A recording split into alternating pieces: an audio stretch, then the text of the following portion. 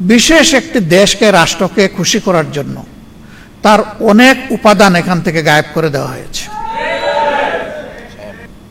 দুনিয়ায় মানুষের আশ্রয়ের দুটি জায়গা, অসুস্থ হলে হাসপাতাল, নির্যাতিত হলে বিচার বিভাগ। সেই বিচার বিভাগের সর্বোচ্চ স্তর হচ্ছে আপিলেট ডিভিশন। সেই ডিভিশনের একজন বিচারপতি পালাতে গিয়ে কলাপাতার উপরে ঘুমালেন। 90% মুসলমানের দেশে অমানবিকভাবে আয়নাগর তৈরি করা হলো।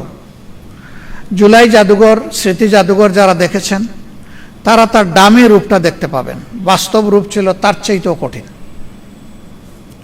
কবরের সাইজের একটা ঘর, সেই ঘরের মধ্যে তার ঘুমানো, শোয়া, বসা, নামাজ আদায় করা, গোসল, খাওয়া, সব কিছু, পেশাব পায়খানা ওইখানেই। এখান থেকে কাউকে বের হতে দেওয়া হতো না। এখানে তার দামি কিছু প্রেজেন্টেশন রাখা হয়েছে। আমি মনে করি যারা সচেতন নাগরিক তাদের প্রত্যেকের এই জাদুঘর ভিজিট করা উচিত।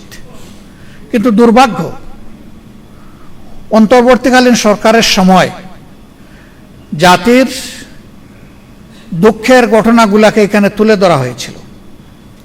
বিশেষ একটি দেশকে, রাষ্ট্রকে খুশি করার জন্য তার অনেক উপাদান এখান থেকে গায়েব করে দেওয়া হয়েছে। এখানে 47 সাল বা 46 সাল থেকে শুরু করে অনেকগুলা রাজনৈতিক সাংস্কৃতিক পরিবর্তনের যারা পুরোদা ব্যক্তিত্ব ছিলেন তাদেরকে তুলে আনা হয়েছিল। এর অনেক কিছু এখন গায়েব করে ফেলা হয়েছে নির্বাচিত সরকারের হাতে যখন আসছে। অনেক নির্যাতিত মানুষ, তাদের স্মৃতিচিহ্ন ছবিগুলো ওখানে ছিল। একটি নির্দিষ্ট দলের লোকদের স্মৃতি রেখে বাকিগুলা গায়েব করে ফেলা হয়েছে। আপনারা সেই সময় ইসলামী ছাত্র শিবিরের কেন্দ্রীয় সভাপতি দেলার হোসেনের কথা জানেন, যে প্রায় 200 দিন যাকে রিমান্ডে নেওয়া হয়েছিল, তার উপর কি না অত্যাচার করা হয়েছে। আমাদের প্রয়াত প্রধানমন্ত্রী বেগম খালেদা জিয়া তার নাম নিয়ে আক্ষেপ করেছিলেন। তার একটা স্মৃতি ছিল, এটা গায়েব করে ফেলা হয়েছে। সীমান্তে ফেলানিকে অমানবিকভাবে ঝুলিয়ে হত্যা করা হয়েছিল, ওই স্মৃতিটা গায়েব করে ফেলা হয়েছে। এটি ভালো লক্ষণ নয়। ক্ষমতায় যারা আসে আইসেই বলে ইতিহাস বিকৃতি করা হয়েছে, কিন্তু এ পর্যন্ত বাংলাদেশের ইতিহাস বলে সবাই ইতিহাস বিকৃতির নায়ক ছিল। এই অপকর্ম থেকে কেউ বের হতে পারেনি।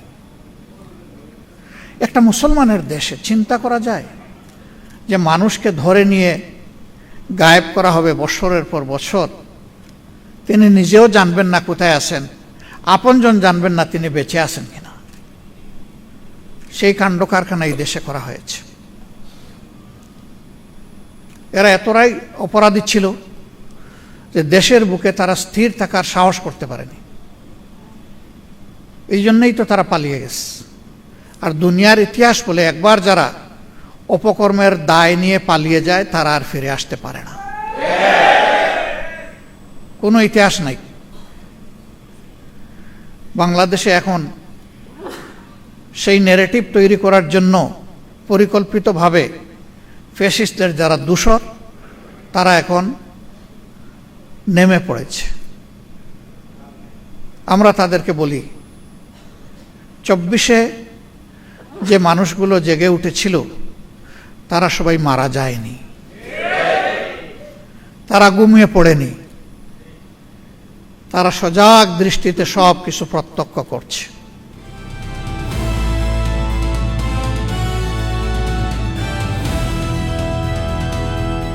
দিনাজপুর টিভি, মানুষের জীবনের কথা বলে।